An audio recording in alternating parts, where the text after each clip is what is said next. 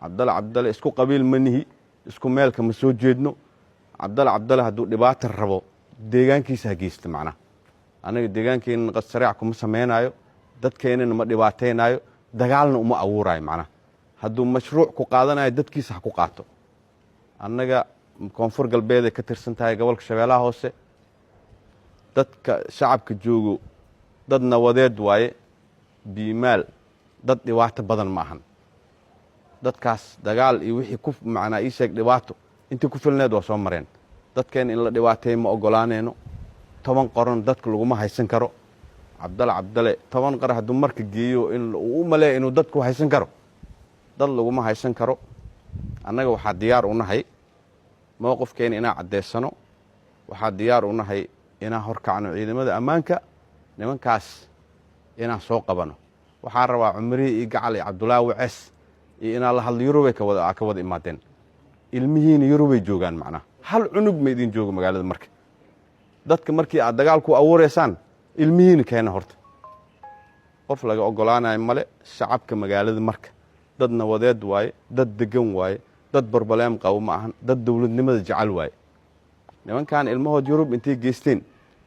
dhibaato macnaa ii sheeg magaalada ku abuuraya adeer dadka annagaa matelna macnaa hebel marabe iyo hebel saanwaa iyo dadka maalin walba boorarka dowladda in macnaa ii sheeg madaxda dowladda inaa u soo dhiibtid hala jeexjeexo adeeroo macnaa ii sheeg madaxda dowladdana diin islaamna ma dhigayso diin gaalna ma dhigayso madaxdaada in macnaa ii sheego in sawiradood meel ah ku jeexjeexid daraadad waxaa dhacday shir sanadlaa ka jiray magaalada marka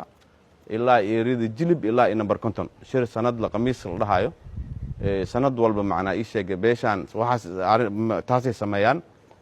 shirkaasa 10 qof lagu soo darsada macnaa dadkii oo shiraayo iska xadaareenayo problem aan qabin 10 qof lagu soo darsada macnaa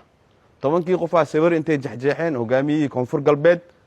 iyo macnaa ii sheeg oo iyo mas'uuliyiinta oo dadka matalo cid walbo dhibaato geysato meeshan dawladda ka jirto maxkamaday leeyihiin wadankan dhibaato walbo qofkii geysto maxkamada la soo saaraa ciidamada ammaanka saraakiish ku magacaaban gobolka qaasatan saraakiish ku magacaaban degmada marka waa amaaneena sida amniga ay u sugeen magaalada iyo deegaanada sida u sugeen waa amaaneena sida dawladnimada ay ugu shaqeynayaan waa ku amaaneena muhiimada ugu weyn waxay tahay ninaan dawlad ahayn oo macnaa ii sheeg wuxuu yahay aan la garanaynin in maanta qori inuu magaalada xaafad ka mid ah magaalada inta badan dhibaato kama jirto macnaa horseed xataa horseed dhan dhibaato kama jirto macnaa xaafad yar oo macnaa ii sheeg uu degan yahay shamateer la dhahayo macnaa intaas waa dhibaatada dadka markii magaalada habeenkii ay soo shaqeystaan oo xaafadda ay ku soo noqdaan moobeelada laga dhacoyaa dhibaataa loo geystaa qof walba macnaa ii sheeg maalin dhaweed nin maskiin ah Bashiir la dhahayo dhaawacay